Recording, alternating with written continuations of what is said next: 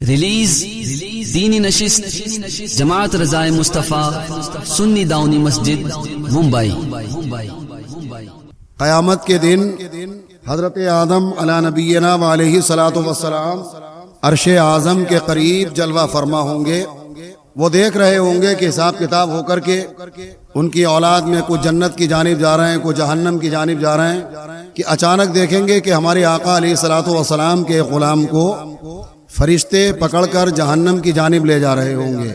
اب آپ کے علم ہے کہ قیامت کے دن ہمارے آقا علیہ الصلوۃ والسلام ایک جگہ تو جلوہ فرما ہوں گے نہیں، کبھی حوض کوثر پر جلوہ فرما ہوں گے، کبھی میدان عمل پر جلوہ فرما ہوں گے۔ حوض کوثر پر اس لیے کہ اپنے پیاسے غلاموں کو جام کوثر نصیب فرما رہے ہوں گے۔ سرکار میدان عمل پر اس لیے کہ غلاموں کی نیکیاں کم ہوں گی تو آقا ان کی نیکیوں کو بڑھوا رہے ہوں گے۔ پل صراط پر اس لیے جلوہ فرما ہوں گے کہ غلام گزر رہے ہوں گے اور آقا رب سلم امتی رب سلم امتی کی صدائیں لگا کر اپنے غلاموں کو پل صراط سے پار لگا رہے ہوں گے۔ اب حضرت آدم علیہ الصلوۃ والسلام جب یہ منظر دیکھیں گے تو آقا کو جا کر کے اس کی خبر کریں گے۔ سرکار جہاں بھی جلوہ فرما ہوں گے سرکار جلدی سے وہاں تشریف لائیں گے اور فرشتوں کو روک لیں گے۔ آقا ارشاد فرمائیں گے، پھر فرشتوں، اے اللہ کے فرشتوں، اسے لے کر کے میرے غلام کو کیوں جا رہے ہو جہنم کی جانب؟ وہ کہیں گے آپ تو جانتے ہیں کہ نیکیاں گھٹ گئیں، گناہ بڑھ گئے، ہم اللہ کے حکم سے لے کر کے جا رہے ہیں۔ آقا فرمائیں گے دوبارہ میدان عمل پر اسے لے کر کے چلو، دوبارہ اس کے اعمال کا وزن ہوگا۔ سرکار کتنے کریم ہیں اپنے غلاموں پر، ہے نا۔ اب جیسے ہی ہمارے آقا علیہ الصلوۃ والسلام فرمائیں گے تو وہ کہیں گے کہ حضور اللہ کے حکم سے لے کر کے جا رہے تھے، آپ تو جانتے ہیں کہ ہم اپنے رب کے حکم کے مطیع ہیں۔ تو آقا رب کے حضور عرض کریں گے، پروردگار کیا تو نے مجھ سے وعدہ نہ فرمایا تھا کہ امت کے معاملے میں تمہیں رسوا نہیں کروں گا؟ اللہ کیا محبوبانہ ادائیں ہیں، آپ دیکھیں۔ جیسے ہی اپنے رب کی بارگاہ میں عرض کریں گے، خالق ارض و سما کی طرف سے حکم ہوگا، اے میرے فرشتوں، جیسا ہمارے محبوب فرمائے ویسا ہی کرو۔ بھائی جبھی تو حضور استاد دمن علامہ حسن رضا خان بریلوی علیہ رحمت و فریضان ارشاد فرماتے ایک موقع پر، فقط اتنا سبب ہے انعقاد بزم محشر کا، فقط اتنا سبب ہے انعقاد بزم محشر کا کہ ان کی شان محبوبی دکھائی جانے والی ہے، کہ ان کی شان محبوبی دکھائی جانے والی ہے۔ یہ بھی شان محبوبیت کا جلوہ دکھانا مقصود ہے اللہ کو، ساری کائنات کو، جیسا ہمارے محبوب فرمائے ویسا ہی کرو۔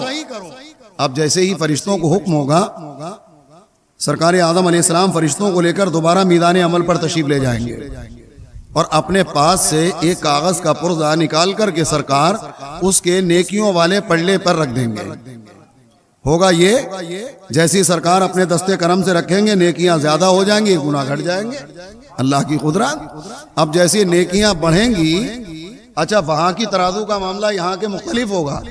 یہاں کی ترازو کا معاملہ یہ ہوتا ہے کہ جو وزن زیادہ ہو جس پلڑے پر وہ پلڑا نیچے جھکتا ہے، لیکن میدان عمل جو ترازو ہوگی عمل تولنے کی، اس کا معاملہ یہ ہوگا کہ جب نیکیاں بڑھیں گی تو وہ پلہ اوپر کو اٹھ جائے گا، اس لیے کہ نیکیوں کا پلہ تو اوپر ہی کو جاتا ہے نا، الحمدللہ وہاں اس کے برخلاف ترازو ہوگی۔